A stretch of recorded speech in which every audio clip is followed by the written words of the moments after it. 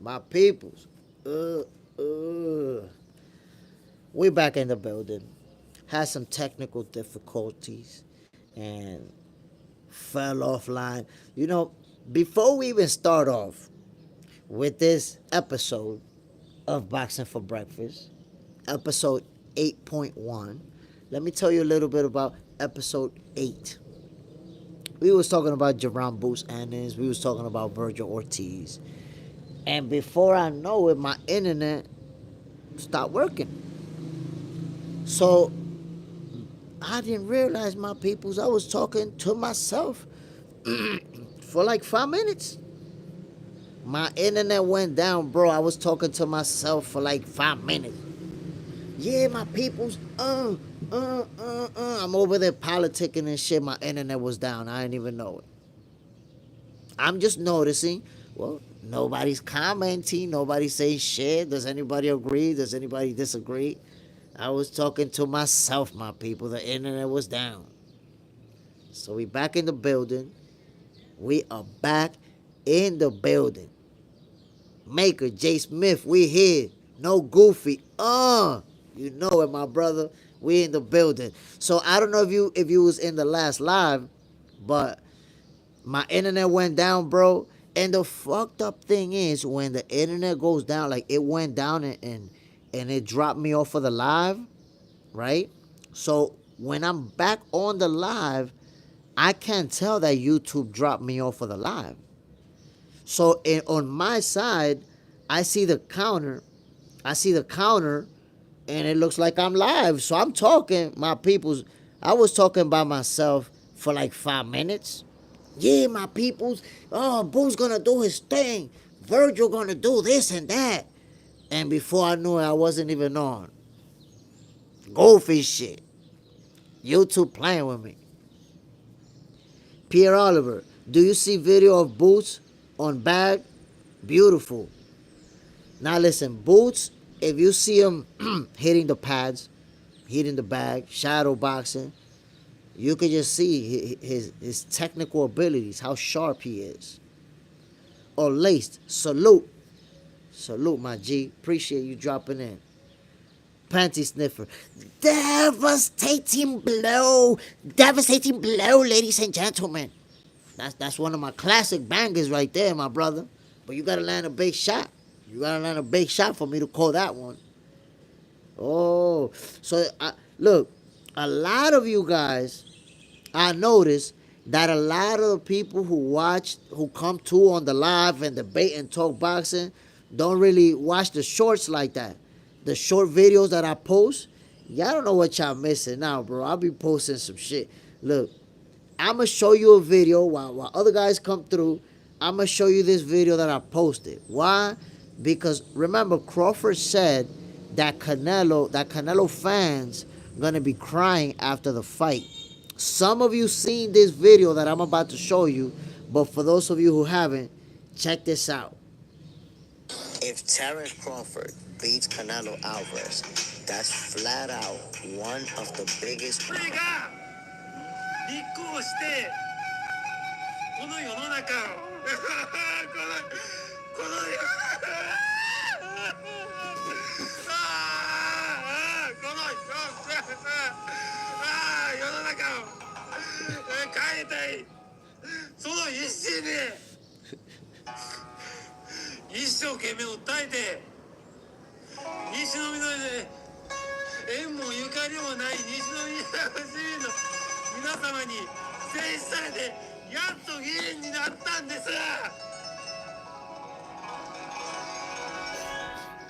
There you have it, my people.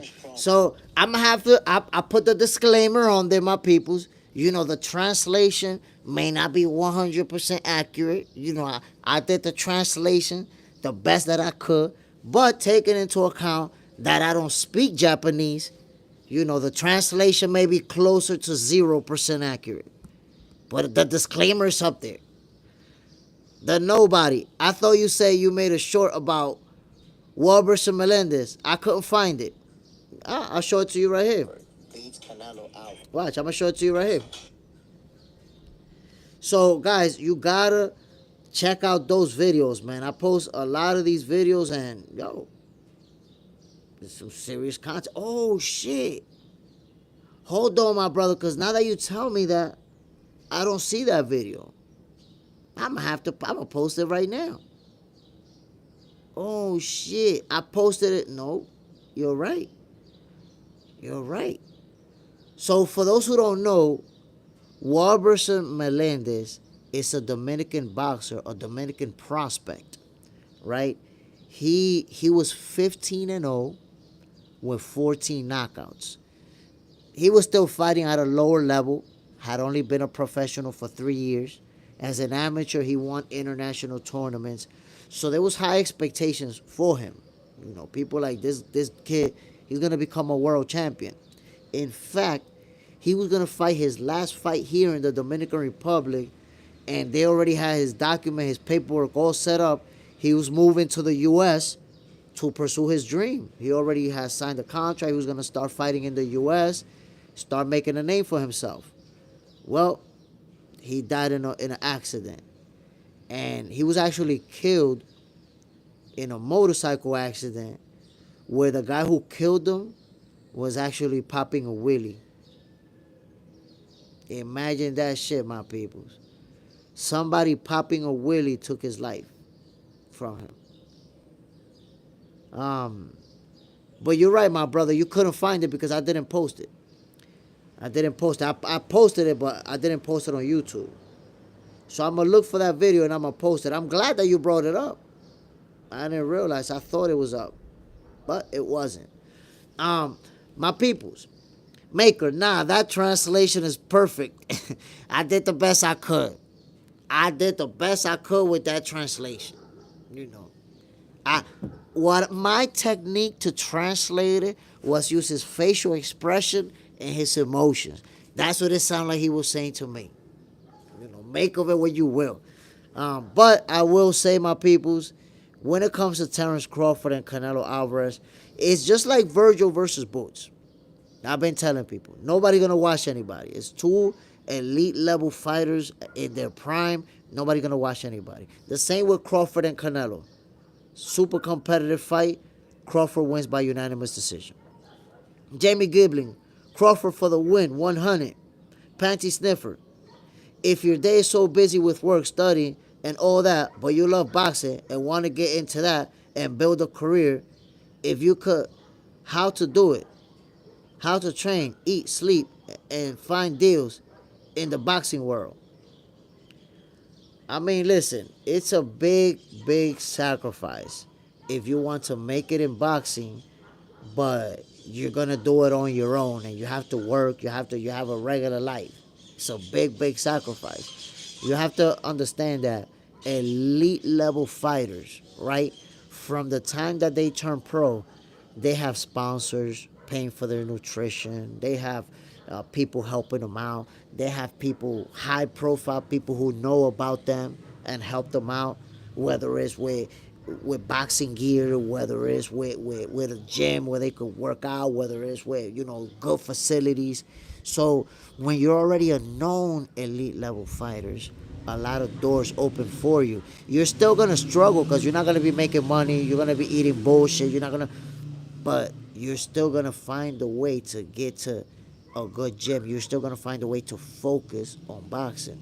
When you have to, you know, work a regular 9 to 5 or you have a family or you have, it's a lot tougher. You have to sacrifice a lot. You're the guy when everybody's going to party, you're the guy that's going to sleep because you got to get up at 5 in the morning to go on your run. When everybody is going to have a drink, you're the one who can't go have a drink because you're at the gym. So you're going to have to sacrifice a lot because you're not going to have time for anything. You know, you got your work, your personal thing that you do, and then you got your boxing. So it's really tough to be a professional fighter if you also have to work a 9 to 5. That's why I got a lot of respect for Josh Pley. Josh Pley, you know, fought and lost to Shakur, went down on his shield, fought, you know, with heart. And here's a guy who was 15-0, holding down a job, and an opportunity showed up. He's what it's all about. Even though he lost, that's what an opportunity is all about. Staying ready. Josh Pley got the opportunity because when he got the call, he was only like 2-3 pounds away from making weight. If they would have called him, and yo, the first thing they asked him, he got a call for the opportunity to fight Shakur. The first thing, how much you weigh right now, fam? If he would have said, yeah, I'm weighing 155 right now, they would have hung up on his ass. They would have like, oh, 155? All right, good talking to you, my boy. Pop. They would have hung up on him. But guess what? He was only a few pounds north of 135. So it was like, yeah, you're getting an opportunity to fight Shakur. So he was staying ready. He got a shot. And that opportunity changed his life around. Because now he got to deal with Matchroom. And now he lived off of boxing. Got to respect that. You got to respect the fighter who can do the 9 to 5 and create an opportunity for himself in the world of boxing. The nobody. Your commentary is the best. Appreciate it, my brother. Canelo versus Crawford, that live commentary is going to be crazy. Yo, that live comment. Did you see the live commentary for Conor Benn versus Chris Eubank Jr.? Oh, no. As a matter of fact, yo, for Conor Benn versus Chris Eubank Jr., I couldn't do the live commentary. I couldn't do the live commentary. My internet went down, and I couldn't watch the fight live. Jamie Gibley, you going live when the Crawford fight is on? Yes, sir. Yes, sir. So, just so that you guys know, all of the big fights, I'm going live.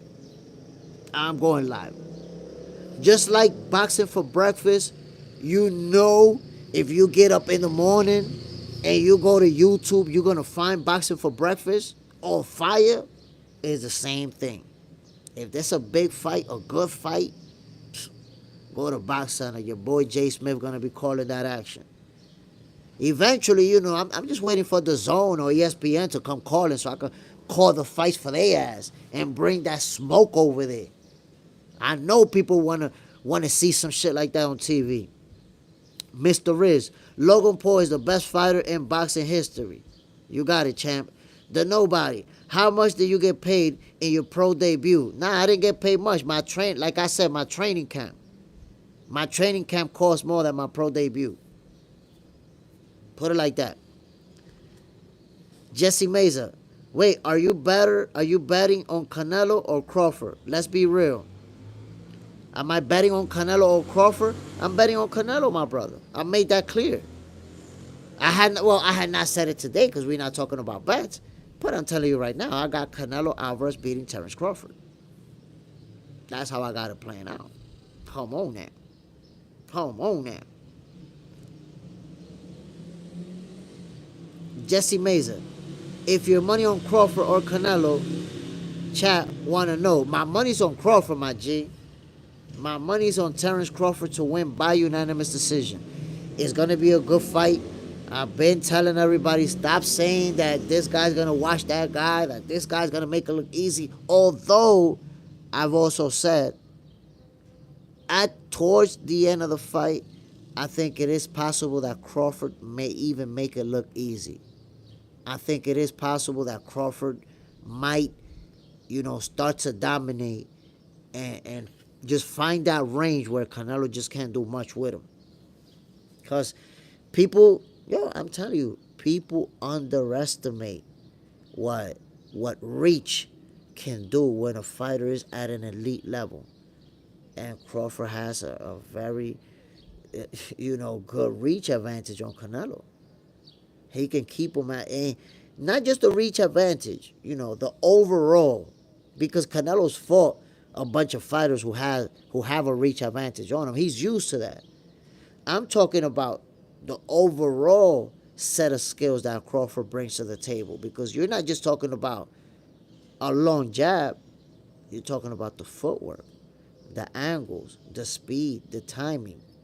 All of that combined is going to give Canelo problems. Y'all don't want to believe it. There's the people that think, for whatever reason, that Canelo just going to walk Crawford down and beat him up. Another thing is how people somehow feel like Crawford got no power and Canelo just going to walk right through him. Like, I think that shit is even disrespectful, bro. Panty Sniff for the Bugs. making Jay Smith shadow box. Yeah, bro. I don't know if you seen me yesterday. Yesterday I was down there, and it's like, yo, talking to y'all like left hooks and right uppercuts, B. So what? Weight classes for a reason. So weight classes for a reason doesn't apply to every fight. Weight classes for a reason. When you use it in this case, it's almost like you don't know shit about boxing. I'm not saying that for you. So what? But here's what I mean by that. That term was not invented for this type of fight. Bro, Canelo turned pro at 147. Canelo fought for a long time at 154. What are we talking about? Canelo's not a big guy. Weight classes for a reason was meant to explain when people talk about, for example, Floyd Mayweather. Oh, he should have fought Mike Tyson. Stupid. There's weight classes for a reason. A welterweight cannot fight a heavyweight, dummy. That's what that term is about. That term is not about fighters that are in weight classes that are close by and similar in size. Terence Crawford is taller than Canelo and has longer reach than Canelo, and was walking around weighing 185 pounds, while Canelo just fought at 168. Terence Crawford was outweighing Canelo by almost 20 pounds just a few weeks ago. So weight classes for a reason sounds dumb as hell for Crawford and Canelo. That's when you don't know shit about boxing, you paint stuff in your head about, well, he jumped up a bunch of divisions, weight classes for a reason. Meanwhile, when you look at them on camera, they the same size. Crawford look actually a little bit bigger than Canelo. So no, weight classes for a reason is meant for people that want to compare little guys from smaller divisions to heavy divisions. No, it's weight classes for a reason. But Terence Crawford at 154 and Canelo at 168, and Terence Crawford being taller than Canelo, have a longer reach than Canelo, bulking up to being heavier than Canelo, weight class for a reason doesn't apply here. It's only because you want to see Crawford lose, and you're looking for every angle to convince yourself that Crawford is going to lose. What's going to happen when Crawford whoop that ass? What you going to say about weight class for a reason? It's going to sound goofy as hell. You're going to understand it then. Joker, great fighters jump weight classes. I don't know, maybe somebody can tell, oh what? Maybe somebody can tell, so what? That Sugar Ray Leonard jumped up 2 divisions and became a world champion too. Maybe somebody could tell him that it's already been done. But if he didn't know that, hey, what can I say? What do I know? Panty sniffer, in 2 hours a day, is 2 hours a day enough? Is that all time you have to work out and you're busy and want to be pro? 2 hours a day. Okay, how old are you? For me to say if 2 hours a day is enough, I need to know, number one, how old are you?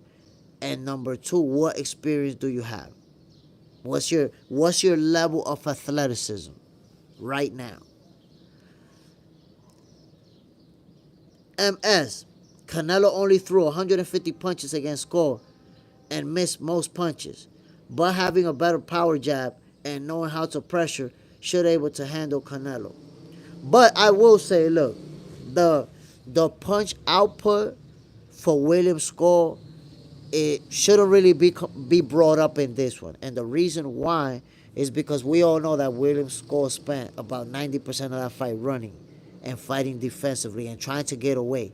Crawford is not going to fight that type of fight. So he's going to be there. Of course, he has the reach advantage, and he's going to do a good job at keeping Canelo outside of his punching range. That's part of why I see him winning.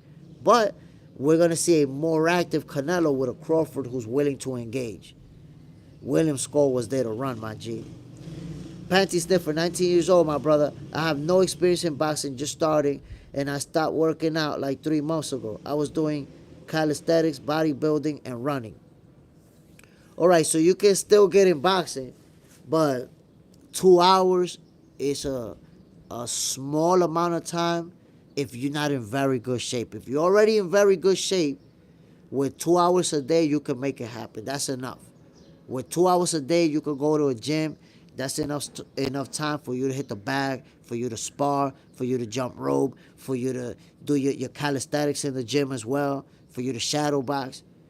2 hours is enough. But as you start progressing, 2 hours is not going to be enough. I can tell you, 2 hours is not going to be enough time for you to prepare for the elite level guys. So what happens is if you're not training enough, you're gonna go up against kids who go obviously running in the morning, and then after they go on their morning run, they go train in the gym, and then after they train in the gym, they have a second session at night. You're gonna go up against kids that's doing that. And that's when it's gonna be tough for you. Sometimes it's not just about the talent or the skills it's also about how much work you're putting into it. So you gotta understand, you're already gonna be at a disadvantage if you're going up against a kid who's training a lot more than you. Now, if you're extremely talented, you can have success. But you have to be realistic with yourself. At 19 years old, you're starting late, starting very late. You still can win. You still can have a career. But the odds are against you. You have to understand that. Panty sniffer, does running make you skinny? As a boxer looking to bulk up? No. Running does not make you skinny. Why? Because running makes you skinny if you combine it with the nutrition. So if you're running and you're eating a very low calorie diet, you're gonna get skinny. You're gonna lose weight. But if you're eating, normal, if you're eating a lot of carbs, if you're drinking proteins, running is not gonna make you skinny. You still can bulk up and run. It's also gonna be the difference between how much you run. If you're trying to get skinny, if you're trying to lose weight, you're gonna run more mileage. If you're not trying to lose all that weight, you could do 4 or 5 miles. If you want to lose weight, you could run 10. You could do more if you have the resistance to do it. And look, talking about resistance, I was saying about Virgil Ortiz and Jaron Bruce Ennis earlier. Both of those fighters can go 12 rounds trading leather. So for people who think that it's going to be easy for either fighter, it's not going to be easy. Virgil is not going to wash Boots. Boots is not going to wash Virgil. If you tell me, make your pick, who you got? I got Jaron Bruce Ennis winning that fight. But it's still going to be a competitive one. It's still going to be a showdown where they're going to go back and forth, where they're going to trade some nasty leather. Panty sniffer, my yoga hat, a similar story as well. Yeah, started late. No, and listen, there's a lot of fighters who started late. But you also have to take one thing into consideration, my brother. Talent. You have to be able to assess yourself and say what kind of talent I got. So here's one thing that you can measure, and I'll give you an idea. The overwhelming majority of fighters who started late and had a successful career, became world champions, were very athletic. Some played in basketball teams and football teams, did wrestling, or were the guys, in the street, boxing with the boxing glove in the neighborhood, and were just had natural athletic ability. And eventually they say, yo, let me turn this into boxing. And when they went to boxing, because they already had that ability, they were able to excel, right? But if you take, for example, a guy like Jake Paul, who throughout his entire youth, he was never an athlete. If you see pictures of him, he was this little scrawny kid who never did anything. Never did sports, never did, was a Disney Channel kid. He actually got into boxing in his 20s. He'll never be an elite level fighter. He could be a good boxer. He could turn into a good boxer. Jake Paul is already a legit boxer. I don't want to hear from nobody that he's fake or that he's made up. Yes, I understand he'll never be a world champion unless they set him up, for a vacant title somewhere versus a nobody. Jake Paul is never going to be an elite level boxer, but he carved a lane for himself, and he's a real boxer, making a lot of money.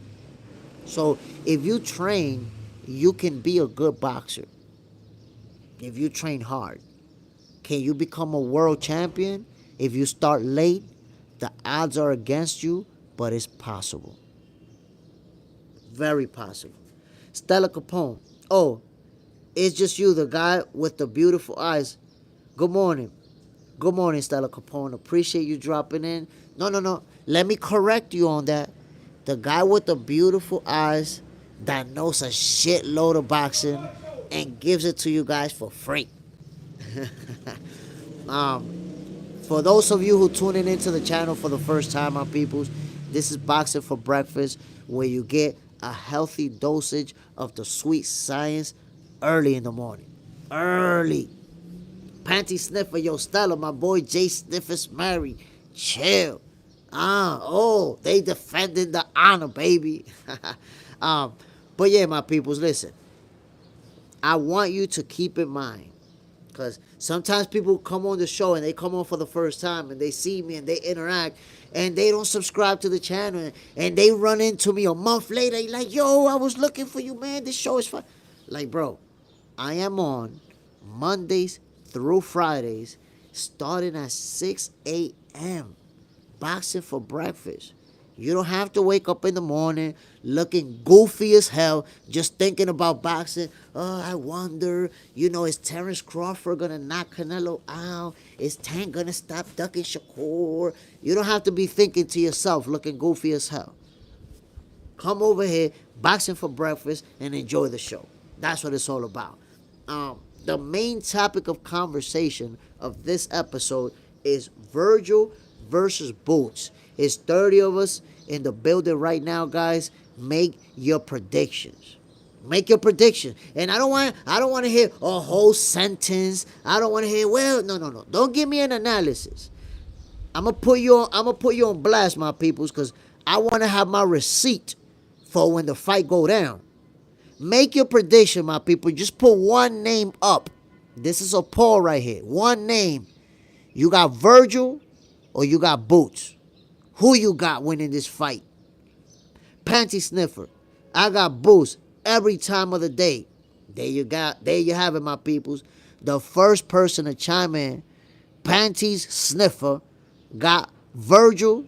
Oh no, got Jerome Boots Ennis putting hands on Virgil.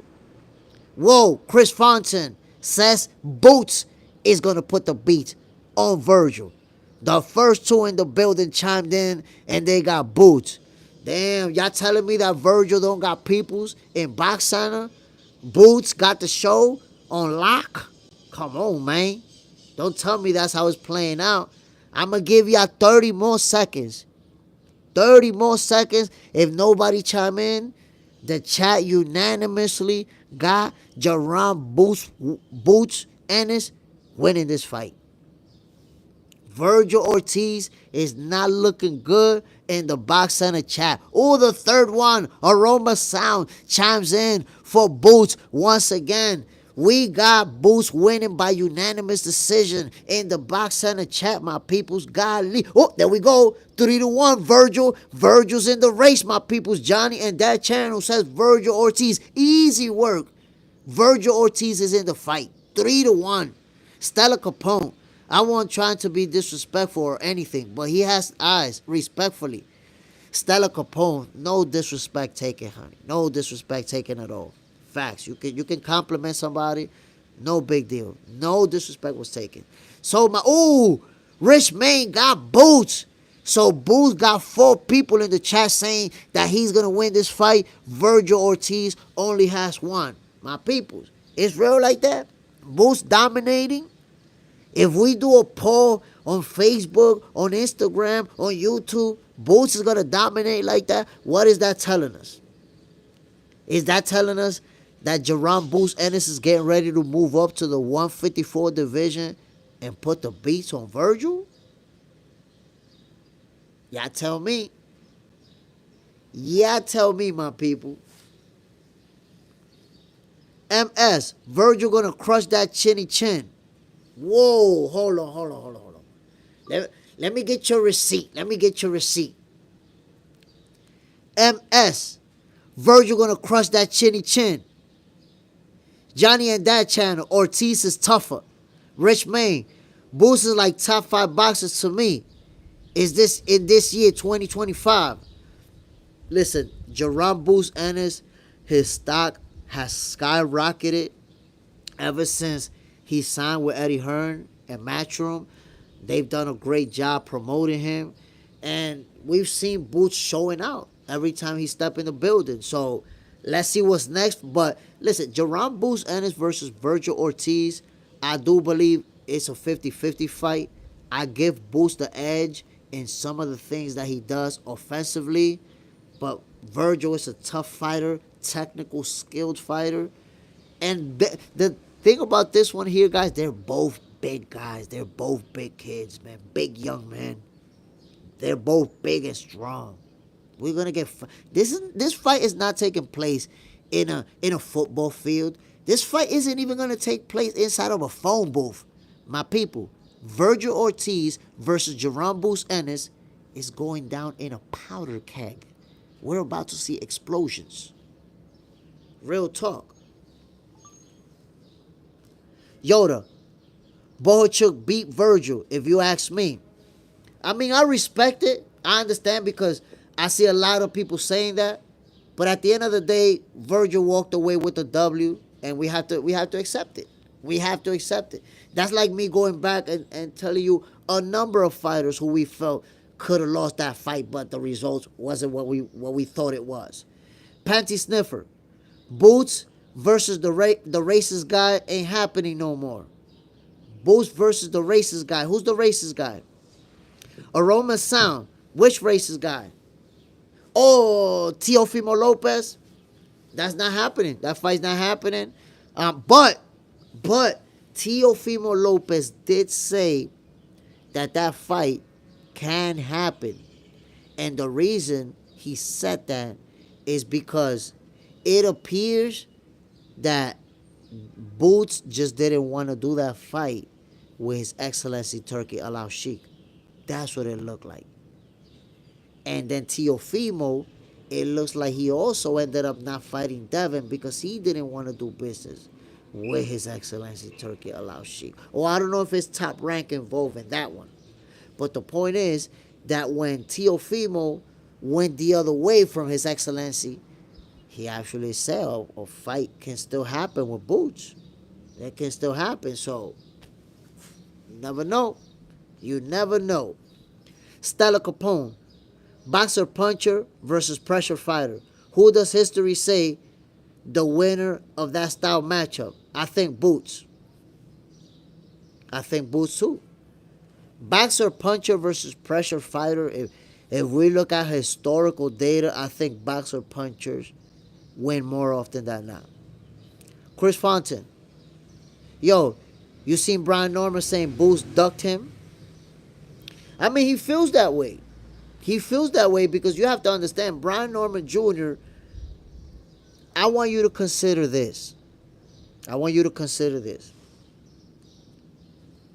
They had sent Brian Norman Jr. an offer, right? And he said, I have a fight lined up. I don't want to make a decision until my fight. Let me fight first. That's actually pretty smart. You know why, my peoples? Because if you lowballing me, I could take that lowball, but my next fight, I could be explosive. My stock skyrockets, and now I got leverage to ask you for more money. So that's a smart business move to say, okay, you're making me an offer. Hold on. I'm not saying no. I'm not saying I'm not going to fight you. Let me fight my next opponent, and then we can get into that offer. We could talk about it. And what you may have missed is that Jerome Boots Ennis announced that he was leaving to 154 like 1 or 2 days before Brian Norman Jr. fought. Why did he do that? Why? He did that because he knew that Brian Norman Jr., after his win, was going to call him out. And he wasn't having that. He was like, if I'm not going to fight this dude, I'm not going to wait for him to call me out and then say I'm leaving, because then they're going to say I'm running from him. I'm going to say I'm leaving first. Now, you got no reason to call me out. I'm out of here. That's it. Not happening. I wanted to see that fight just like everybody else. But if he's leaving because he's struggling, making weight, have at it. Or if he's leaving because they're not able to come to an agreement with the business aspect of it, have at it. It seems to me like when it comes to Boots versus Teofimo Lopez, Boots didn't want to get involved with His Excellency Turki Al-Sheikh. And the reason I'm telling you that, when Teofimo pulled out of the fight with Devin Haney, what did Boots say? Oh, so I got to sell my soul and he doesn't? So he was basically saying, no, y'all not giving shit to Teofimo Lopez because he pulled out on Turkey, but y'all going to give me shit? So that became clear.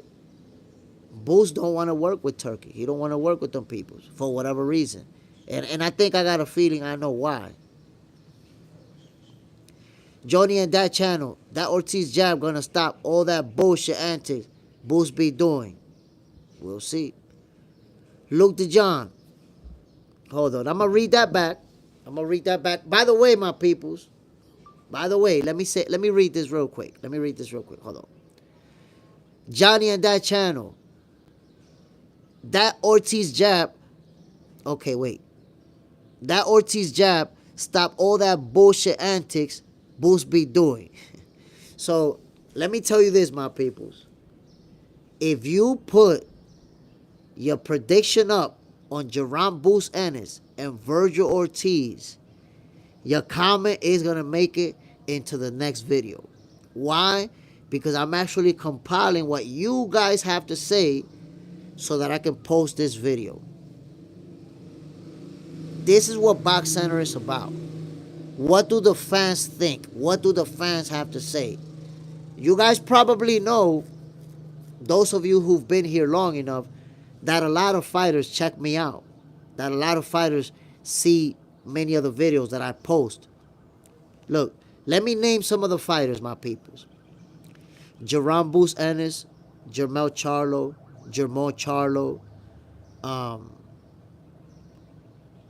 Abdullah Mason,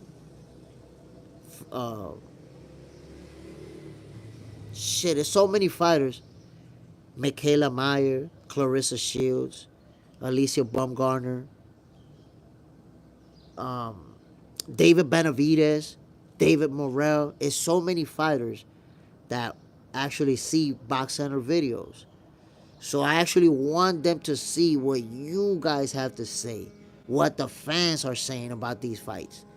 So this question about Boots versus Virgil, whatever comment you throw in there, and you see me reading it, look, I got my phone, I'm recording it, you're going to see me posting about it.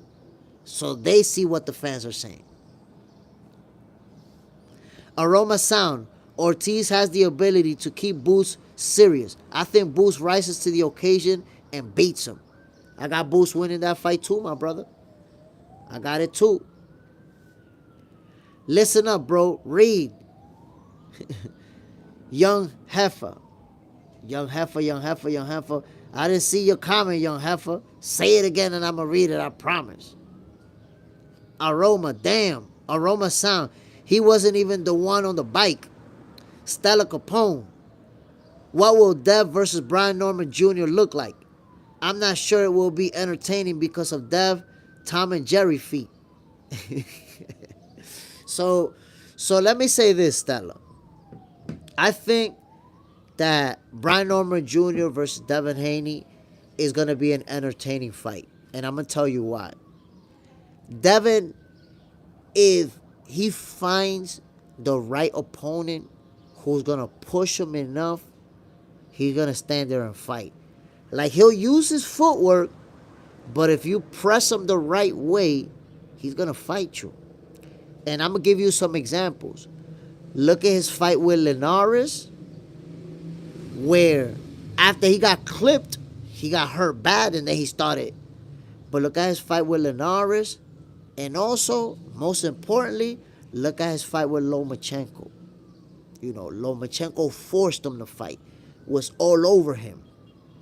Because there's guys who try to apply pressure, but they don't have the right footwork to make you fight. You can still get away from them. Brian Norman Jr. is that guy who's going to apply pressure and cut the ring. He's going to make Devin Haney fight. So it's going to be interesting. Devin Haney is going to be counterpunching like he did with Lomachenko. He's going to have to counterpunch a lot. Because he's not just going to, go into a shell and allow Brian Norman Jr. to tee off on him.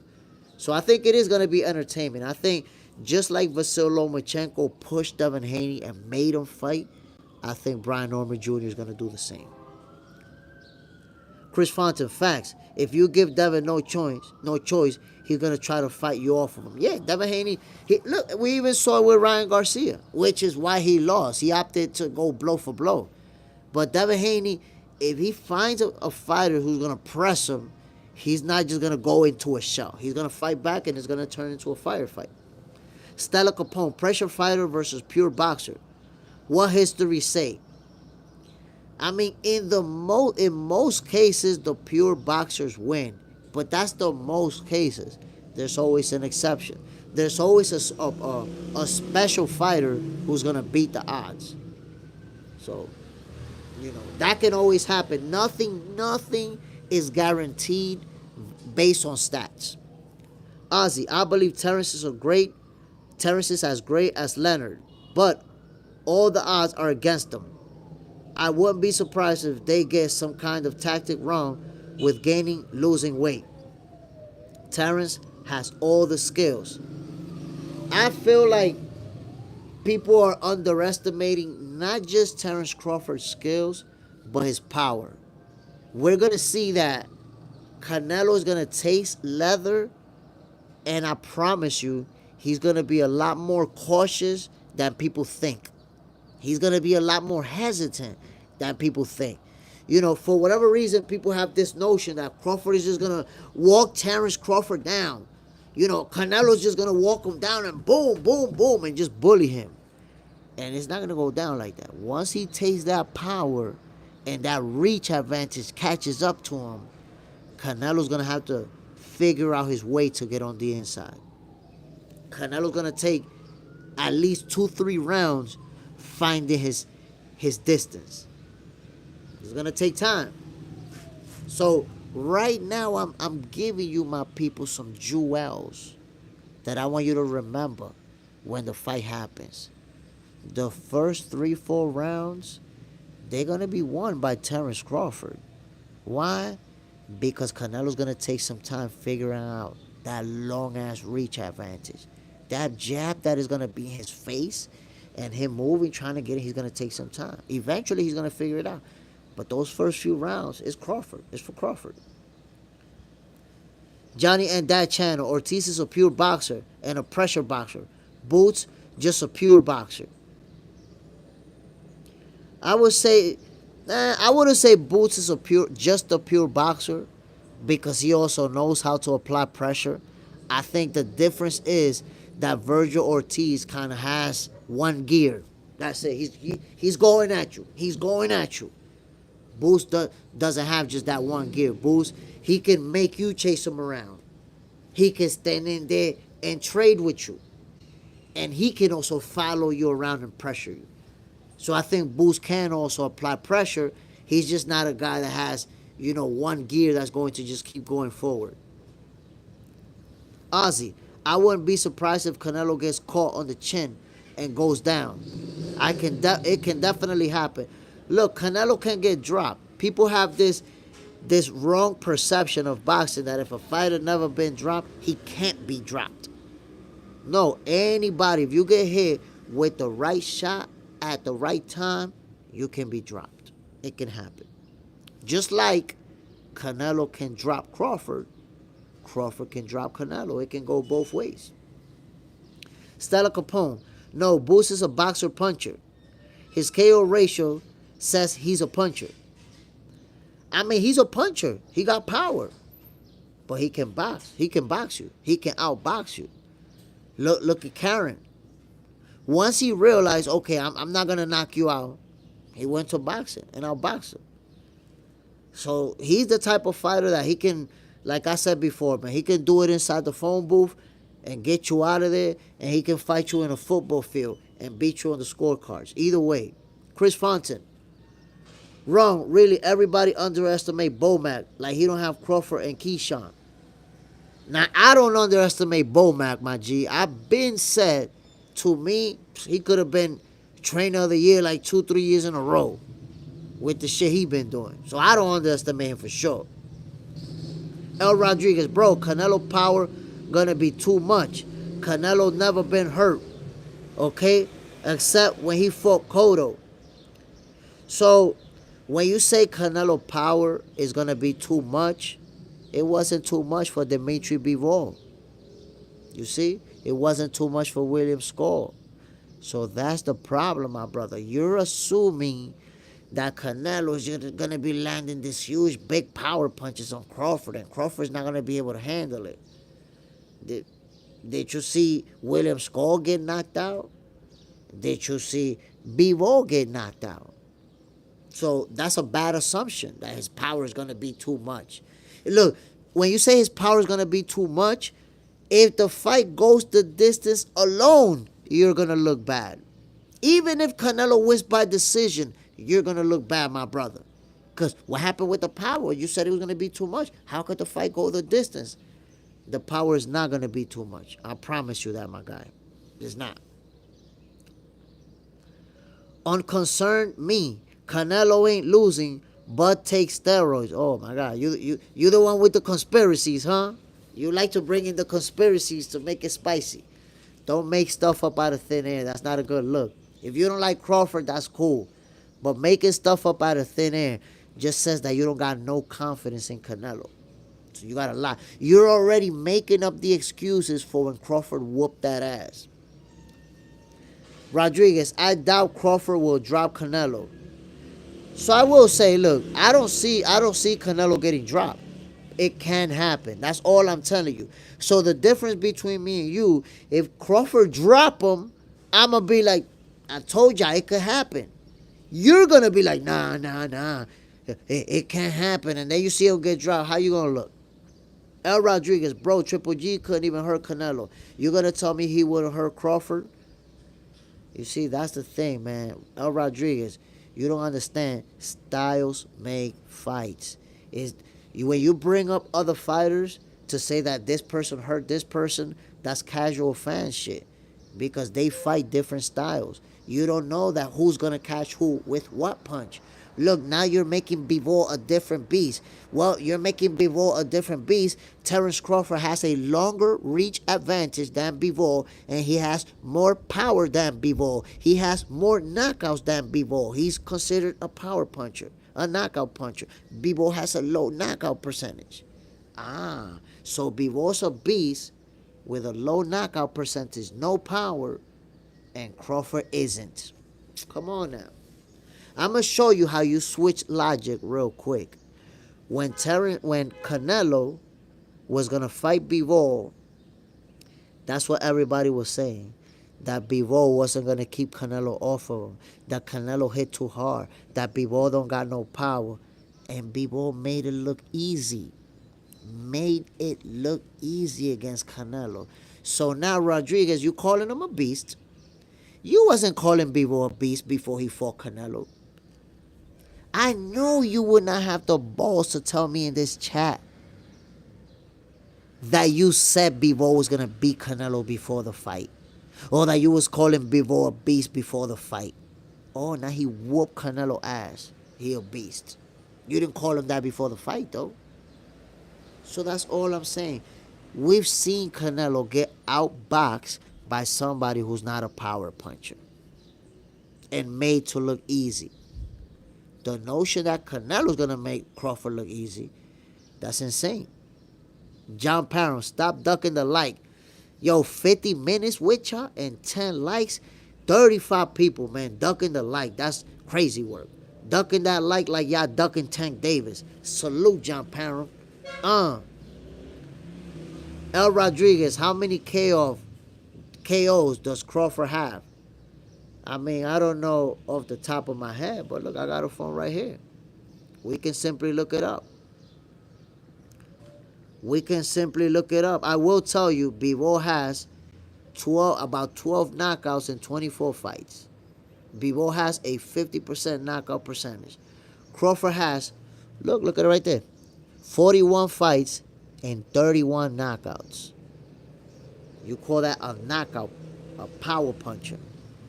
So, you're telling me that Dimitri Bivol is a beast, but Crawford is not a beast? You see? That's what I say, El Rodriguez. The hate for Crawford is crazy. Because you say that a fighter's a beast who have accomplished less than Crawford. Dimitri Bivol is undisputed. When undisputed, Crawford been undisputed in 2 divisions. Been champions in more divisions than Bivol. Got more accomplishments than Dimitri Bivol. But he's not a beast.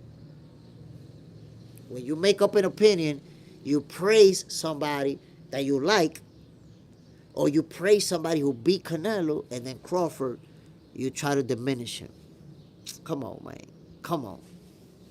JJ's in the house. Good morning, J. Smith.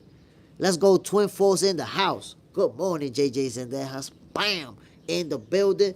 Y'all know what it is, my peoples. This is Boxing for Breakfast, where you get your healthy dosage of sweet science early in the morning.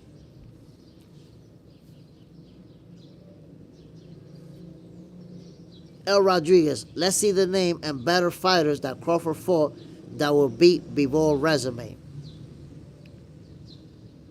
John Parham, 031. El Rodriguez, there's no point in naming fighters to compare resumes because you already made up your hater decision to try to discredit everybody Crawford beat. Why am I going to name fighters? So you can start trying to discredit them one by one? That's what haters do. There's no point. Instead of trying to name fighters which you could have an opinion about, how about we name accomplishments? You see, the difference is that accomplishments is not about opinion. It's not about what you like. It's not about what you think is better, what you think is worse. It's about facts. Who won titles in more divisions? Crawford or Bivol? Crawford. Who's been undisputed in more divisions? Crawford or Bivol? Crawford. What are we talking about here? What are we talking about here? Who's collected more titles? Crawford or Bivol? Crawford. What are we talking about here? You see, so when I tell you the facts, you cannot dispute them. All you can do is say who he beat so that you can start injecting your opinion into it. Oh, that fighter this. Oh, that fighter that. Injecting your hating ass opinions. It's easy to get your opinion out of the way by just talking facts. I just talk facts. Who's the more accomplished fighter between Crawford and Bivol? Terence Crawford. End of the conversation. Nothing else you can say. You got cooked. Johnny and Dad Channel. This is not a racist fight. A lot of black people like Canelo. I'm black, but I like Canelo better. So, race, I think, look, race is a part of boxing. And race is always going to come up.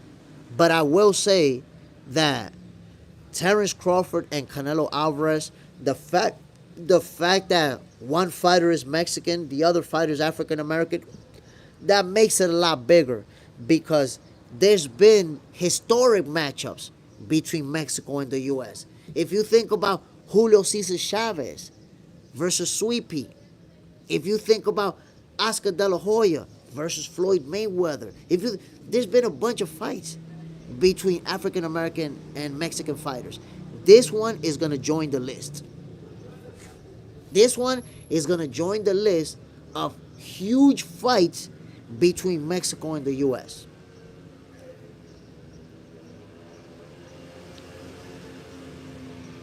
El Rodriguez, I'ma laugh at your face when Canelo KOs Crawford. Now, I can already tell you don't know shit about boxing. On September 14th, I hope I see you on this live. I hope I see you on this live. Because, you know, a lot of people like you, El Rodriguez, I know you was predicting Errol Spence was going to pummel Crawford too. You was predicting Errol Spence was going to stop him. And a lot of people like you, what y'all did when Crawford pummeled Errol Spence, what you did, you disappeared from social media for a few weeks, and then you came back telling everybody, I knew that was going to happen because of the car accident. I saw it coming. So you're going to do that same shit right here. You talking all that shit, but then when Crawford beat Canelo, you're going to be nowhere to be found. You're going to show up on social media like a month later talking about, I knew Crawford was going to beat Canelo. I told everybody. Stop the madness. Stop the madness, ladies and gentlemen. Pablo Castaneda. Go Canelo, go Brown. It is what it is. Let's beat around the bush. I mean, it's two great fighters. This is what I see. Two great fighters, pound for pound fighters, world champions. We're going to get a great fight. We're going to get a great showdown, my peoples.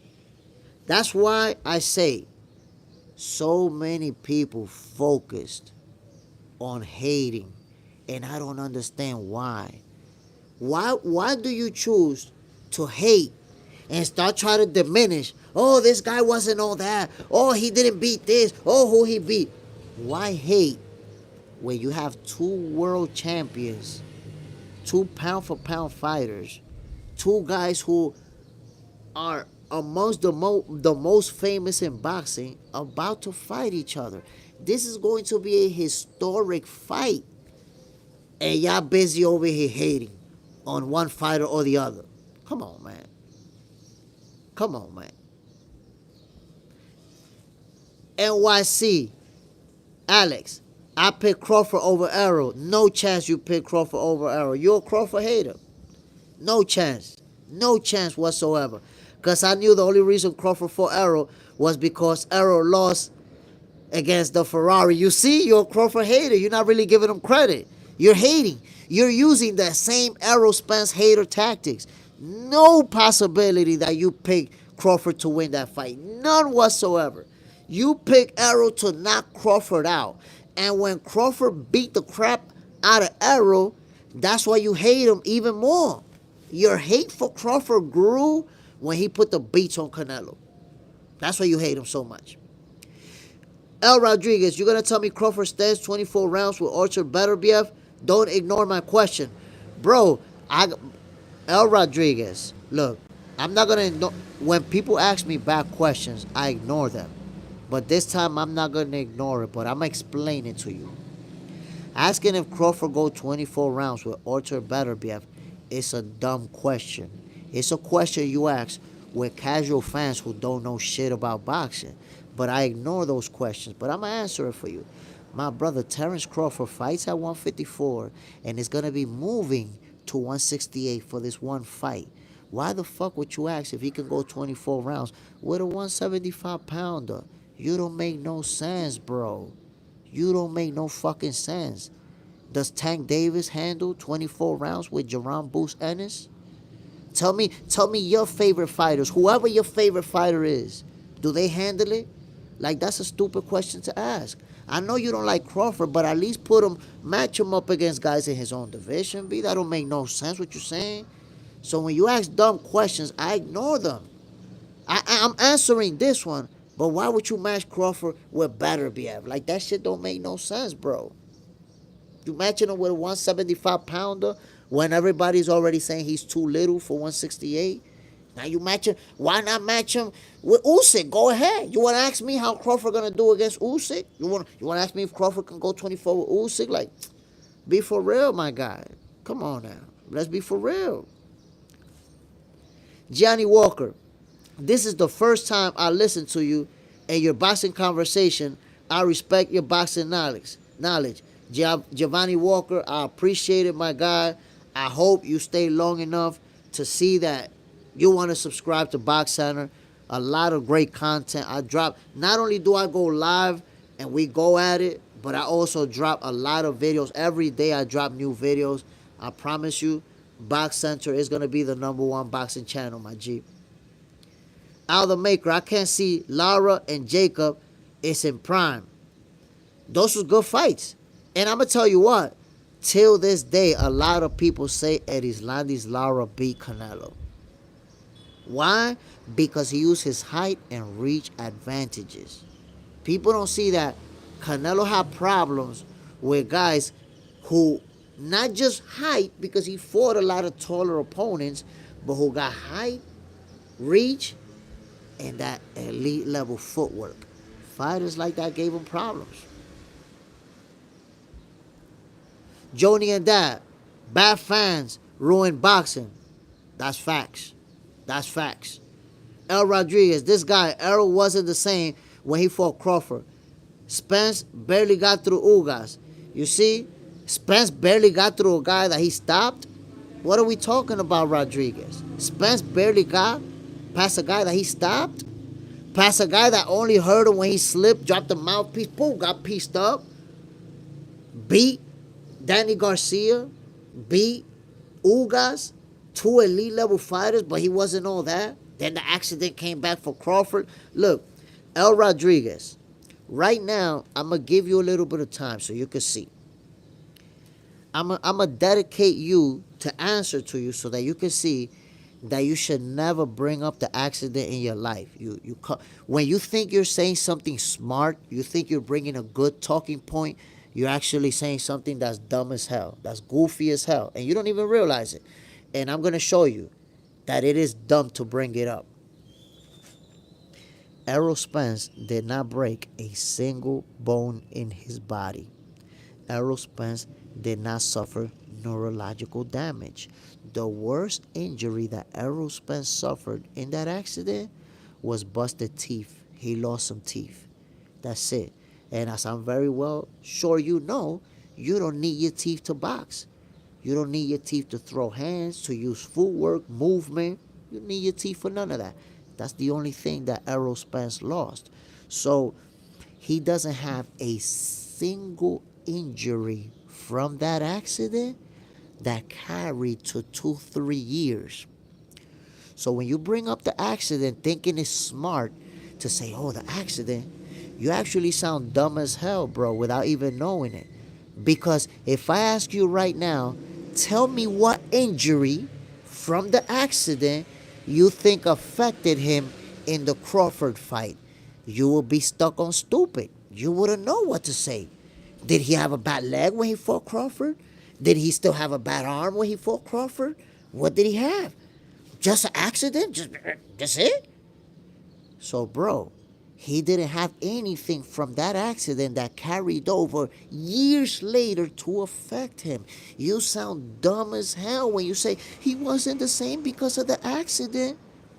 Nope, the accident didn't carry over years down the line. Errol Spence didn't have a limp in his leg. He didn't have a bad arm that he can't move that good. He didn't have a bad neck that he can't turn. What physical injury do you think Errol Spence had that carried over 2 years later? So when you say some goofy ass shit and you spread it around and other people say it, you don't even know it. You heard it from somebody else. It sounds good because you don't like Crawford. You're going to spread it too. You're going to tell other people, yeah, the accident. But then you're going to run into Jay Smith, the human algorithm, Jay Stradamus, and I'm going to set you straight. I'm going to help you understand that you sound goofy when you bring up that car accident. Don't ever in your life bring up the car accident. Ever. NYC Alex, the accident took 10 years off Errol's life easily. Imagine that. That's how much you hate Crawford, NYC Alex. You become a doctor. Now you a doctor? You decide how many years it took, and you decided on 10 years? Damn, you don't know shit about boxing. I already told you don't know shit about boxing, but you clearly don't know shit about medicine either. Trey Duck, Puello or Matias? My guy, I'm going to keep it 100 with you. Between Pueos and Matias, it's hard to pick. We got the boxer and the puncher. You know, Puelos is a guy who got real good footwork, real good movement. Matias, he's going to come forward. One gear, forward, punches, power. That's a competitive fight. It's a tough pick. You know what? I'm going to rock with my guy. I'm Dominican, so I'm going to rock with Alberto Puello. I'm rocking with my brother from Dominican Republic. But it's a good fight. I think it's a 50-50 fight. You know, Subriel Matias is hungry to get a title. So it's going to be a real tough fight, man. Out of the maker, what's your opinion on Pacquiao versus Barrios? You know what? I'm going to pick Manny Pacquiao to shake up the world right now. First time I made that prediction. Manny Pacquiao going to shake up the world. There you have it. Ivan Curry, Canelo is way too strong from Crawford. Canelo will cut the ring off and knock Crawford out in 8 rounds. Ivan Curry, but how you going to say Canelo going to cut the ring off when he couldn't cut the ring off versus William Skull? Couldn't even cut the ring off versus William Skull. Couldn't knock him out. Y'all gotta stop with the notion that he's too strong and he's just gonna knock him out. That's not enough, bro. You gotta look. If you feel like Canelo's gonna win and he's too strong, I respect that. But your analysis that he's gonna cut the ring off and not, nah. Don't do that, bro. That's not going down like that. You can forget that. You can forget that, my G.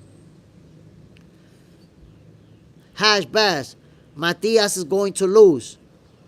Like I said, man, look, I see a competitive showdown. Honestly, I think that Subriel Matias, his Achilles heel is that he take too much punishment. He take way too many punches to get on the inside and do what he likes to do. Subriel Matias is the type of fighter that he needs his opponent to cooperate with him. The best fighters for him are flat-footed guys that are going to stand right there and bang. So he can outgun them. He can out-tough you. But if a guy's elite level, he's going to box, he's going to give Subriel problems. So let's see. Let's see how that plays out. The Crawford was shot in his shoulder. So they both weren't 100%. Oh, they're not going to bring that up. They're going to disappear that. They're going to have amnesia for that. Anything that may have ever happened to Crawford, they never going to remember it or never going to know. They're just going to bring up anything to hate on Crawford. And look, my peoples, I find it hilarious that all the Crawford haters now are saying, oh, I knew he was going to beat Errol. I knew he was going to beat Errol because Errol wasn't going to beat the same. Now, the people who are saying that Errol was going to beat Crawford, that he was going to knock him out, they know where to be found. Where they at? I don't get it. Trey Duck, Matias got bad feet. That's the thing, man. Subriel Matias, his focus, like his defensive focus, is mostly on head movement, slipping punches, and blocking punches on the inside. But he doesn't got a lot of footwork to,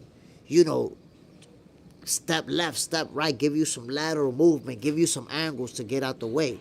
He's right in front of you. And listen, before he lost his title, there was a couple of fights where he took a lot of punches and it looked like he was going to lose. There was a lot of fights like that. So Subriel Matias is not somebody that was dominating everybody up until he lost. Claymore Rain in the building. Salute, Claymore. Bam. Appreciate you dropping in, my brother. You already know we're doing what we do. We talking boxing, my G. The main topic of conversation today, Claymore Rain. Virgil Ortiz versus Jerome Boots Ennis. If you can bless us with your prediction. Matter of fact, Claymore, I'm going to put you on the spot, my G. Because I got Boots winning this fight, right? But I'm gonna get your prediction on here. I want to see what you got. Claymore. Claymore Rain, Jay Smith, David Benavidez versus Anthony Yard in Riyadh. I seen that. We got to talk about that. I actually made a post about it already, but I haven't edited it. But Claymore Ring, let me put you on the spot, my brother. Jerome Boost Ennis versus Virgil Ortiz. It looks like it's going down in November. I'm expecting fireworks. Who you got winning this fight and how, my brother? Bless me with your prediction. Ron Rivera, what up, bro? You think Crawford gonna run, or do you think he'll stand in there and brawl with Canelo? I hope they do it old school style. No clinches, just punches. So I gotta tell you, Rick Rivera, take a look and consider Crawford's entire career. Has there ever been a time that he ran, that you saw him as a runner? Has he ever had a reputation to be a runner? No. So is it even believable or logical that a fighter who's one of the most accomplished in the sport of boxing is all of a sudden going to develop a whole new style in the most important fight of his career and now start running? That doesn't even make sense to me. You know, in fact, that is actually disrespectful to Crawford to bring up, is he gonna run? Because he never ran before. Why would we even assume that he's gonna run in this fight? And you know what? I've been saying it. The people who are expecting Terence Crawford to run, they're going to be very disappointed. They're going to be very disappointed in the way that this fight is going to play out. Now, let me also clarify something. You said, is Crawford going to run, or are they just going to do rock'em sock'em robots? It's not going to do neither. Why? Because Crawford is going to use, and this is my perception of the way the fight plays out, Crawford is going to use his technical abilities, number one, to outbox Canelo, number two, to win the exchanges when they get on the inside. So you're going to see some of this fight take place at mid-range where they jabbing each other, 1-2s, jab, 1-2s. You're going to see some of this fight at close range inside of a phone booth. Forget about a phone booth, inside of a powder keg. And you're also going to see some footwork. You're going to see sometimes that Crawford's going to get on the inside, pop, pop, pop, and put some lateral movement in there. So it's not like Crawford is going to stand in there and bang with him. You're not going to see them just stand in there and go rock'em sock'em robots. But one thing that I want to remind you, my brother, and I've been saying this, Crawford is not just going to be trying to walk him down and bully him. And Canelo is not going to be trying to bully Crawford either. Canelo's going to eat that power, and y'all going to be surprised to see Canelo also moving around, also trying to avoid that power. So it's not going to be like so many people are suggesting, like Canelo's just going to walk him down and beat him up. You're going to be disappointed if that's what you're expecting.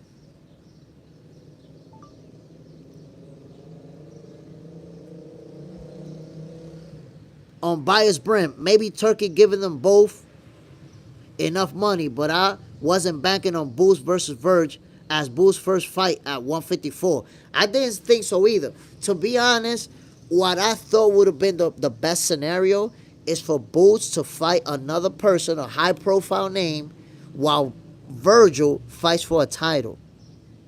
And that way, the following fight, Boots is now challenging Virgil for his title, and it makes it a bigger fight because there's something up for grabs. Rather than them fighting a title eliminator. Hash Bass, I thought Errol was going to KO Crawford, but I was shocked the way Spence lost and said to myself, Errol was worse than Crawford, all opponents. You see, Hash Bass, that's called being honest. That's called saying, you know what? I got Crawford losing, but that fight is true. But look in the comments how many people say, nah, I knew Crawford was going to beat Errol. But look at the excuses they bring, though. They bring the same excuses than the Crawford hater. You knew he was going to win, but you're bringing up the accident. That's cap. Of course you was one of those posting all over social media that Errol Spence was going to knock him out and break him down and all that stuff. Bias Brim, Yard has to have his best showing ever to even have a chance versus Benavidez. Man, listen. At those divisions, you're always going to have a shot, with power. By the way, you guys are ducking that like button like Tank Davis is ducking Shakur. He got to stop ducking Shakur. Y'all got to stop ducking that like button. I think Benavidez, has the edge and skills, but in those high weight classes, it just take one punch to change everything. So, Yarde has what it takes to win it, but Benavidez is going to be the favorite for a reason. He's the Mexican monster for a reason. NYC Alex, I think Jay Smith getting a check by Uncle Turkey to promote this mediocre fight. I don't know what fight you're talking about, but I wish Turkey sent me a check. But I don't think that's going to happen. But maybe. You never know. Giovanni Walker, Boots will stop Virgil. 10. May out boxing him. Buy out boxing him. I guess that's what you mean. So I think a stoppage can happen in Boots versus Virgil. Both fighters have what it takes to stop their opponent. It can happen. But my prediction is that the fight is going the distance and that Boots is going to win by unanimous decision in a competitive fight. NYC Alex, a healthy, no defeat against a Ferrari Arrow would definitely going to win. I already gave you the explanation, my brother. There's no nothing in Arrow's body that carried over all the way to when he fought Errol Spence. So you're embarrassing yourself when you bring up that accident. And make yourself look like a casual, too. JJ's in the house. I have Virgil by 9. Stop him. Lots of fireworks. Ooh, the fireworks. JJ's in their house. Loving it. Loving the prediction for my brother. Look, I see fight. I was saying it earlier. In this fight, what I perceive is that a fight is going to break out in the first round. In the first round, one of them is going to land a big shot. The other one is going to retaliate with his own, and they're going to go at it. Because that's one trade that you can see Boots and Virgil both have. The moment you touch them up, they're going to come back at you. Right away. When Boots eat a big shot, boom, right away he's reacting. He want to give you something. And Virgil does the same thing. That's what I'm saying. A fight is going to break out, my peoples, in this one. And it's going to be early. It's not going to take too much time before they letting them fly. Trey Duck, he ain't fight Shakur. Davis versus Yard, not a bad scrap. That's not a bad one. That's a good one. That's a good fight. That's a real good fight. He ain't fight Shakur. I don't know if you're talking about I don't know if you're talking about Tank, because Tank is scared to death for Shakur. JJ Sendejas, puncher's chance can be in the first round to the last round. I agree with you 100%, family. 100%. Claymore Rain, Cerebral. Virgil may fall if he can't adjust. If he chooses to win, hold on. Let me see my brother Claymore Rain's take on this fight. Cerebral. Virgil may fall if he can't adjust. If he chooses to win the mid-range melee with a slick boxer, puncher like Boots, I favor Boots. I definitely favor Boots in this one. I just believe Boots has more wrinkles. I agree with you 100%, my G. I actually predicted something very similar earlier. When I talk about the comparing the skill sets between Boots and Virgil, I say that Boots has the edge in a lot of things. He has the edge in footwork. He has the edge in versatility. As far as, he can go southpaw orthodox. And he even has the edge in offensive firepower as far as giving you different angles, throwing punches that you don't see coming. He has a little bit more in the bag. But Because of Virgil's tenacity, because of his power, that's where they're right there with each other. Virgil and Boots, they're both top-notch power punchers. So all these little advantages that I see Boots having over Virgil, Virgil can make up for it with his power. Because Boots is not, extremely better than Virgil in all these other things. He's slightly better. But with his power, Virgil can even things out. John Parham, Bam is nice for sure, but Inoue IQ and speed is also better. Ooh, listen, Naoya Inoue versus Bam Rodriguez, I think that's a fight we're going to get. Like, it's the inevitable. The only way that we don't get that fight is if Naoya moves up too fast and Bam is not able to catch up to him. But this fight can absolutely happen, my peoples. And I hope that it happens because Bam is a lot younger than Inoue. So, it can also happen that Inoue moves up far enough to where Bam is just not going to move up to that division and they don't fight.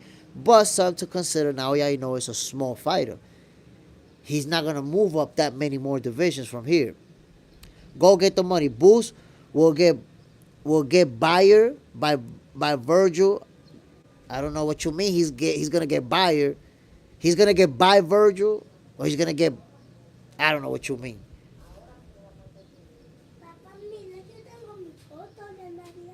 Let me see it, Ryan. Come over here. Claymore Rain. Good morning. You want to say good morning to the people? Whoa, what a nice picture. That's your Christmas picture? Y vamos a ir para la Navidad. Cuando te durmió y te levantó. You want to give me a hug in the morning? Daddy. Give me a hug. You want to say good morning to the people? Look. Daddy. Say good morning. Good morning. There you go. Even he predicted, by the way, that Terence Crawford is going to beat Canelo Alvarez. Para ponerme cuente, caminando cuente. Okay. But hold on, because I'm doing the show. Like, I'm doing boxing for breakfast right now. Okay. Salud. Te quiero mucho, mi niño. Claymore Rain. Virgil gets hit. Boost, not as much. It looks like he get hit at times, but if we pay close attention, he rolls away a lot of times. Yes. Yes. You want to say something? What you want to say? Crawford's going to beat Canelo. You want to tell them? Hold on. You gotta let me do the show now, Ryan. Stop the madness over here. Okay. Go with mommy. Go. Rasheed White, come on. Let's not act like Boots doesn't have many more tools in the arsenal and is much more defensively responsible. You're not saying that to me, my guy. That's exactly what I said. And Claymore Rain, I agree with you. Boots does a crazy job of rolling away. Even punches that land on him, but they don't land flush. They don't do a lot of damage because he does this. Canelo does that a lot too, by the way. Canelo's very good at rolling away from the punches. JJ's in the house. I have Bam, and it will happen in less than a year and a half.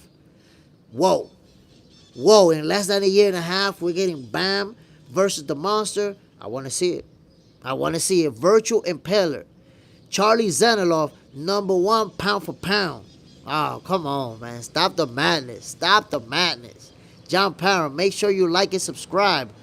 My peoples, 40 of us in the building, 21 likes.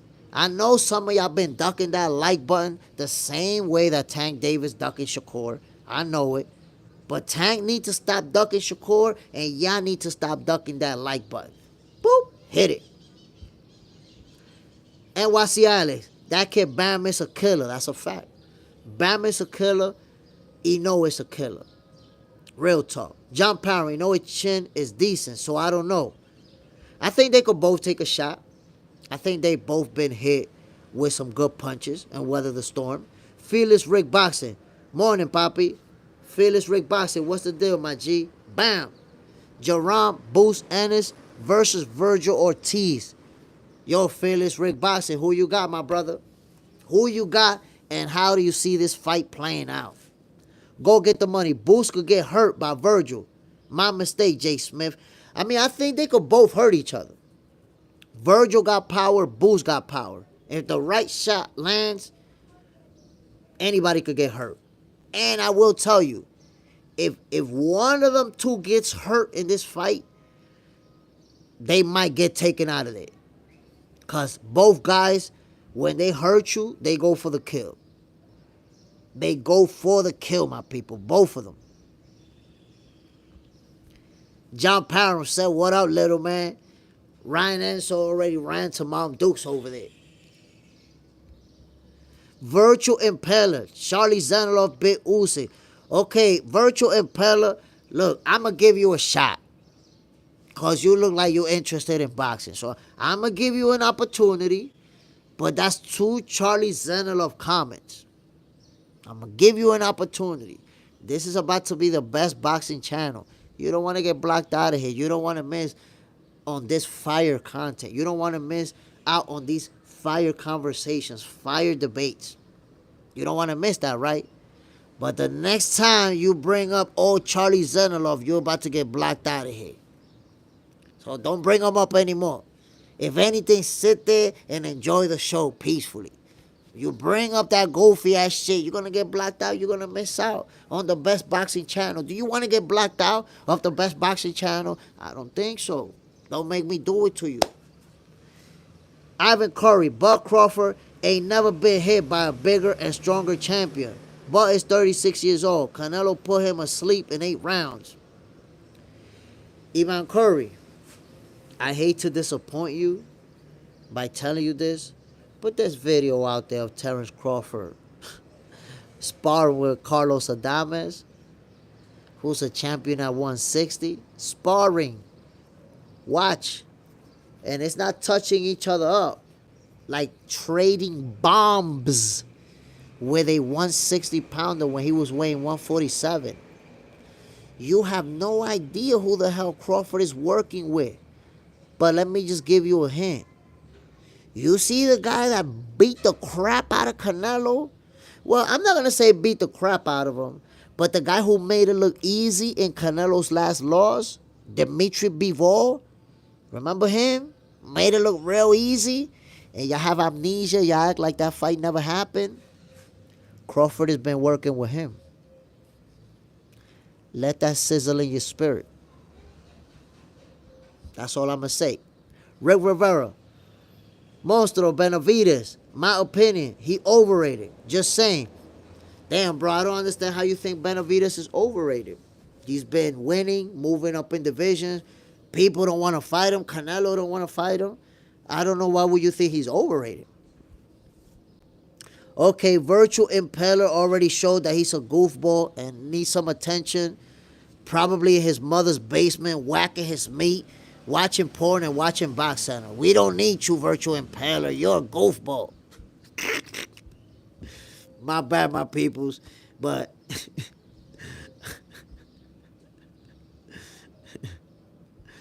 my bad, my people. I gotta, sometimes, you know, I feel like, sometimes I feel like I gotta cook you before I get you out of here. On Bias, I tripped into your channel, dog, 20 minutes ago. Glad I did it already. On Bias Brim. I appreciate it, my G. I hope you enjoy the show. I post a lot of videos every day. And by the way, for anybody who's new to the channel, Boxing for Breakfast is on every morning starting at 6. We go at it every morning, my peoples. What's the point of this channel? Think about it. When you get up in the morning, what are you doing? This is for us hardcore boxing fans. Because I promise you, people who ain't real boxing fans, they not going to be in this channel. I know 7 in the morning. I know 8 in the morning. Of course not. They not into that. But people who are real boxing fans, guess what? We wake up in the morning, we having breakfast thinking about the fights. I'll be eating my breakfast thinking about, you know, is Shakur and Tank ever going to fight? What's going to happen with Deontay Wilder? What's going to happen with this other fighter? I'll be thinking about all that.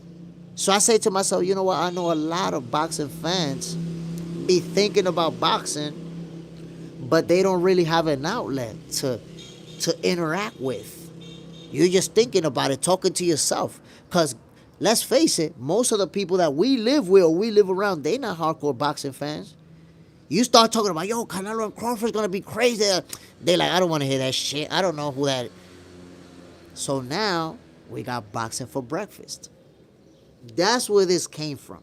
Boxing for breakfast is for the real boxing fan who need that boxing fix early in the morning, my peoples. Let's go.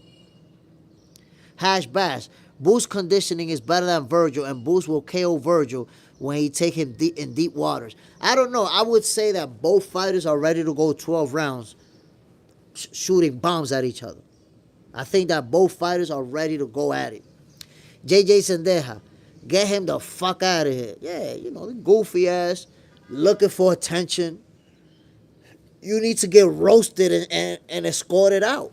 On Bias Brim, Bud didn't look horrible. Madrimov changed his entire style to not get countered pieced up.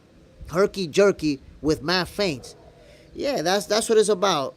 You know, styles make fights. You're not going to look good in every fight. Madrimov brought a style that made it difficult. At the end of the day, what really counts? Who wins? Crawford walked out of there the champion in the 154 division. Croc, top of the morning, my brother Croc. Appreciate you dropping in, my G. Bam. John Parent, positive vibes or keep it moving. That's what's up. Facts. On Bias Brim, I see a close fight with Bud and Canelo. I've been teetering back and forth on who wins. Canelo got to have more volume, and will Bud give him opportunities to do so? Panty Sniffer, get him out of here. Hey, yo, that's how we got to do it, man. But I don't like to just get him out of here. I'll cook you first and then escort you out of here. That's how you got to do it sometimes. But I got to say, man, listen. When it comes to the way that this fight plays out with Canelo and Crawford, there's a lot of things that can happen. A lot of adjustments that both fighters are able to make because of their skill set.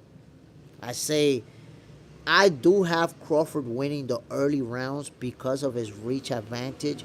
I think it is Canelo who's going to have to try to figure it out and make the adjustments so he could go within Crawford's reach to put in his own work. NYC Alex. If Madrimov, who was older, made crawfish, oh my God, he said crawfish. Look, when you start calling people names, I don't even finish reading your comments, bro. Like, what are you talking about? That's like we was calling each other names when we was in junior high school, bro. When I was 13 years old and 14, we was calling each other names like that. We men in our 30s and our 40s calling each other names. What are we doing, bro? Wait till you get together with a group of casual fans who nobody in the group knows shit about boxing. Everybody's clueless, and y'all start calling world champions names. How you gonna disrespect fighters like that, bro? Like, I can't even continue to read your comment, bro. Come on. Unbiased Brim, NYC Alex, your viewpoint are uneducated. Canelo does not fight like Madrimov. I mean, Unbiased Brim, I try to explain. What happened is that some people, when they don't know shit about boxing, they think they do, and they don't understand that styles make fights. But I can't explain to everybody that styles make fights. It's hard to make everybody understand that Crawford is not going to fight Canelo the same way that he fought Madrimov. It's hard to explain to them that Madrimov fights absolutely nothing like Canelo. But they'll still bring it up. They'll still bring it up because they think that they sound knowledgeable, all the while sounding goofy as hell.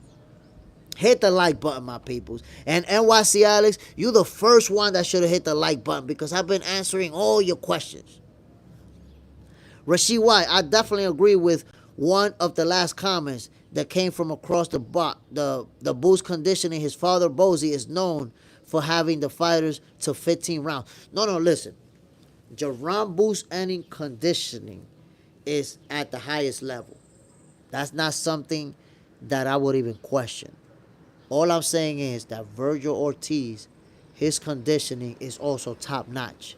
So I feel like both of them have what it takes to go the 12 rounds just letting off the fireworks. I think that we're going to see bombs away type of mentality within the first 2 minutes of the first round.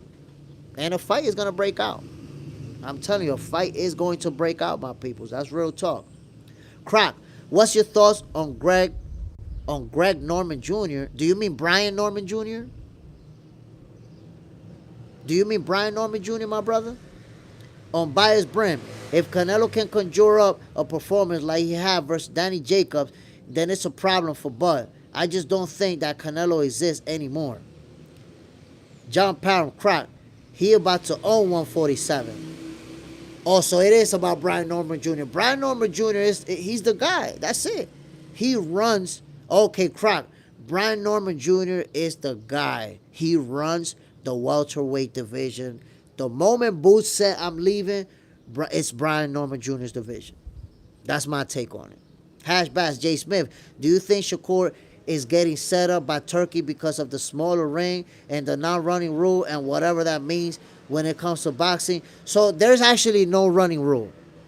There's no such thing as a running rule, which is why when they asked Crawford about what is he going to do to fight Canelo, because Turkey doesn't want running, and Crawford told him, I'm going to win how I'm going to win. Nobody's going to tell me how I'm going to win. Shakur's going to win the same way. Nobody's going to tell Shakur how to win. And he's not a runner. He doesn't run. It's just people who don't know shit about boxing say that. But Shakur's not a runner. The smaller ring, Shakur can beat William Zepeda inside of a phone booth. You put them inside of a bathroom, Shakur's still whooping his ass. So that's not going to help for nothing. That's not going to put him in a bad spot. If anything, it's going to put William Zepeda in position to get knocked out. Rafael Polanco, Canelo is just Canelo is used to fighting taller, long guys. Canelo gets inside Crawford touching, and by round 9, Canelo stops Crawford. So look, that's a reasonable assessment to make, Rafael Polanco. But I want you to consider the fact that he did not dominate Erislandis Lara. I think you'll agree with that. That fight went the distance, and a lot of people to this day say Lara won that fight. Then you look at Dimitri Bivol, who beat Canelo. If you look at those two fighters, they have two things in common. They have height and reach advantages on Canelo. Now, it's not that Canelo doesn't know how to handle height and reach, but they also, both of them, Lara and Bivol, have superior footwork over Canelo. So that's the difference. Canelo can overcome height and reach. He's done it a lot. But height, reach, along with footwork, has given him problems throughout his career. And Terence Crawford has those tools and resources to bring to the table. And not only does Crawford has the reach over Canelo, he has a longer reach than Dimitri Bivol. Imagine that. Crawford is going to be able to punch Canelo in the face when Canelo can't even reach him. He's going to have to work his way in. And just like with Dimitri Bivol, he's going to have to eat some punches to get inside his punching range.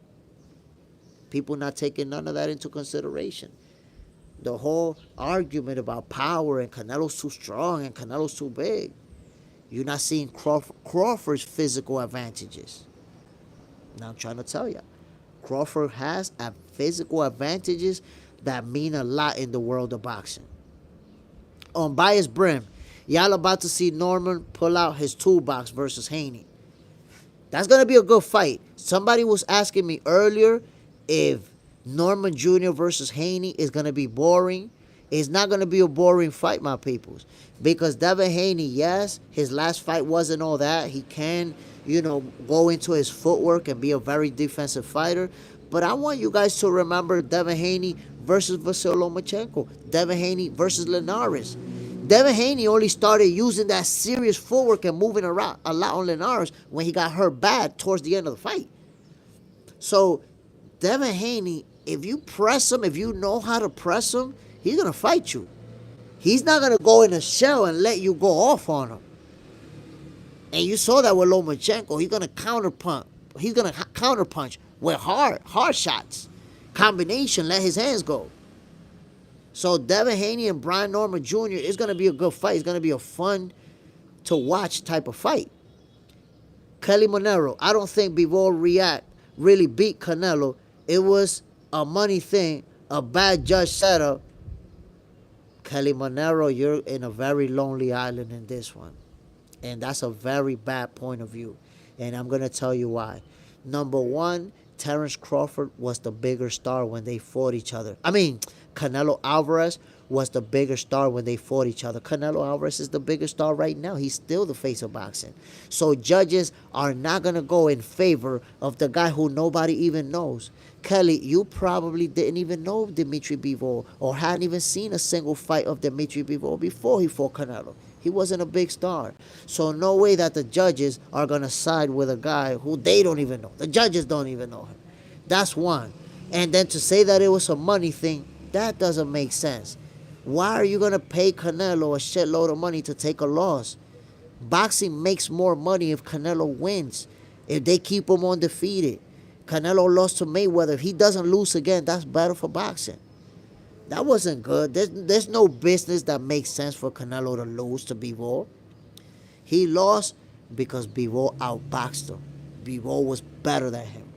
That's why he lost. JJ said there, Styles do make fights. Barrera couldn't get past Junior Jones, and Morales stopped Jones, and then Morales and Barrera had a great trilogy. And you saw Junior Jones just had Barrera's number.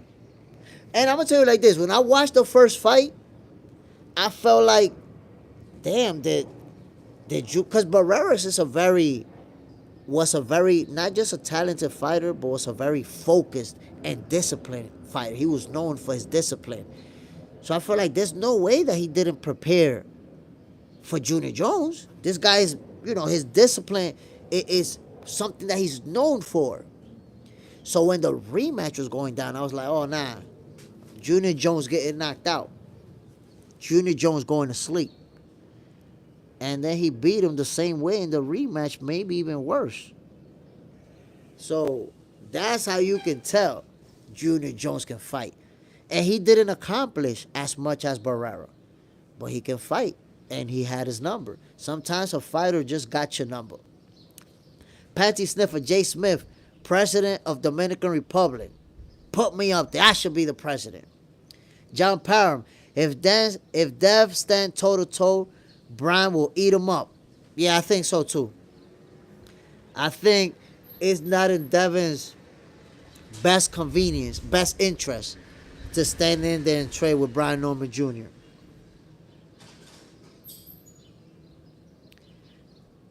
Kelly Monero, wrong. I seen the fight. I mean, I don't know what you seen in the fight. What I seen in the fight is Canelo getting whooped. That's what I seen in the fight. I don't know what you seen in the fight, Kelly Monero. I seen Canelo getting beat by a better boxer. I seen Canelo trying to chase him down, trying to fight, trying to catch him, missing with shots, blocks, Bivol blocking shots, using his footwork, keeping Canelo at punching range. Bivol just beat him. That's all it was to it. Charlie Zenilov, the number one boxer. What you think? So I got a rule in Box Center that when somebody comes in and they mention Charlie Zenilov, the first response is if you mention him again, you're getting blocked. So that's your response. If you mention him again, you're getting blocked. But if you want to talk boxing, this is it for you, my brother. You're in. Do your thing. Hash Bass. Junior Jones at the time was known as the Mexican assassin. Man, listen, Junior Jones, he beat a lot of Mexican fighters, but still, by the time he got to Barrera, he had already lost. And I think he had been stopped, if I'm not mistaken. I'm not looking at the box track, but I think he had been stopped. And or at least beat, convincingly. I can't remember, that was years ago. So because of that, his stock was down and people felt like Barrera was going to beat him. And we saw how it played out, man. He put the beats on him. Unbiased Brent, Bivol won 9-3, 8-4. If you being generous, and Canelo still was one round from a draw. Kelly Moreno, you are tripping. Yeah, Kelly Moreno, maybe a Canelo fan who wants to have an excuse why he lost. NYC Alex, Canelo lost fair and square. Yeah, for sure, man. That Canelo lost that fight. There's no getting around it. Not just lost, he got dominated. He got completely dominated. Same reason why Bud will lose. Mark my words. Unbiased Brim. Hash Bash Tattoos. Norman got more skills than Sean. He uses what he needs each fight. He got to go in his bag because Haney does have good footwork and can slow his work rate down. Aksay Kumar, bro. That's with 4 O's. Fearless Rick Boxing. Canelo was sorry in that fight. I mean, there's been a couple of performances from Canelo that we didn't really appreciate. But you can look at every fighter. Every fighter that you could think of has had a performance where they didn't completely dominate their opponent. It happens. Croc. Rank these in order. Sugar Ray Leonard, Buck Crawford, Floyd Mayweather. Whoa. Sugar Ray Leonard, Buck Crawford, and Floyd Mayweather. That's tough. You gave me a tough one right there. I'm gonna go. Well, because Terrence Crawford is still active, and he's about to fight the biggest fight of his career, I'm gonna put him behind. So I'm gonna go Floyd Mayweather, Sugar Ray Leonard, Buck Crawford. I have to do it like that. But any which way that you flip that list around, I'm good with it. Negao Dalapa, how are you, brother? Salute, my G. Appreciate you dropping in. Doing good. I'm talking boxing early in the morning, so it's good. I'm loving it. Hash Bash, Floyd, Bud, and Sugar. I can't put Sugar Ray Leonard behind Crawford simply because, you know, his resume is better than Crawford. For me to put Crawford ahead of Sugar Ray, he got to beat Canelo. Right now, I wouldn't put, if we make an all-time list, right now, I can't put Terrence Crawford ahead of Sugar Ray Leonard. But if he beats Canelo Alvarez, we got to talk about that. JJ Zendejas. September 1998, Morales KO 2-weight world champion Junior Jones. And you know that Eric Morales actually said that he was avenging Barrera. And the funny thing about that is that he didn't like Barrera. They didn't like each other. They went to war for each other. But now it was kind of like, this is for Mexico, you know. Now it was like, yeah, you beat up my Mexican brother. I got you. I'm going to handle you. Poison Junior Jones, man, I enjoy watching him. I really enjoy his style of boxing, his technical abilities, how clean he, you know, just some fighters, just the way that they move. You could see like, damn, this guy's nice. This guy can fight.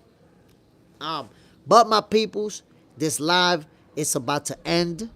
Before we get out of here, I want to give a shout out to JJ Zendejas, Hash Bash, Negao Dalapa, who came through maybe for the first time, Fearless Boxing Rick. My peoples, y'all know I'm going to spend a couple of minutes saying peace out to everybody.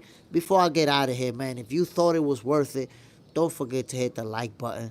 If you're new to the channel, don't forget to subscribe. Y'all know that Boxing for Breakfast is the best boxing show in the morning.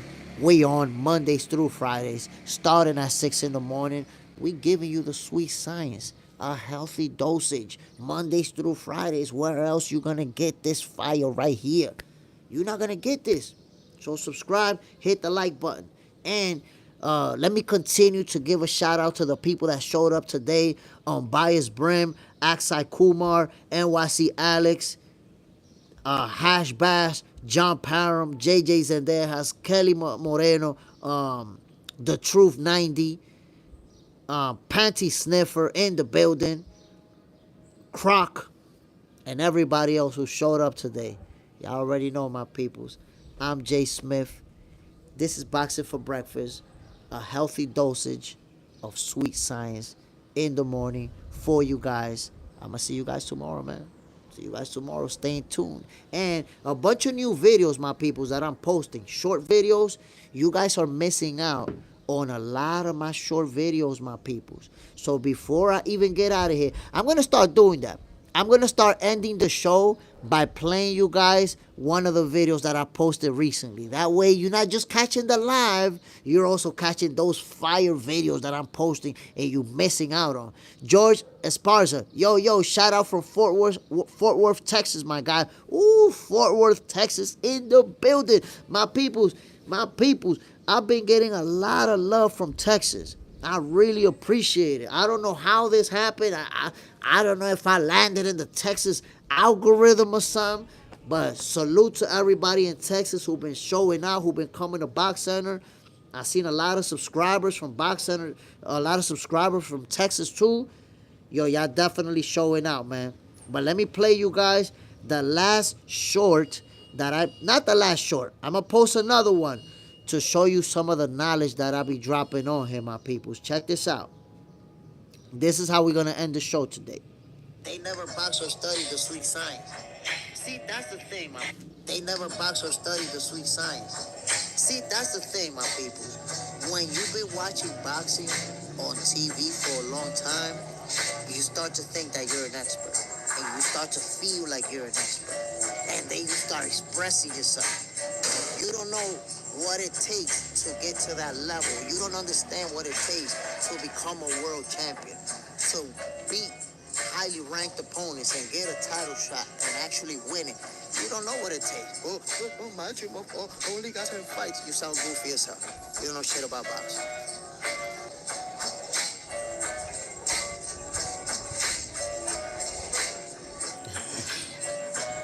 So there you have it, my peoples. From now on, every show, this is how it's going to end. I'm going to play you guys one of the videos that's on the channel that you can check out.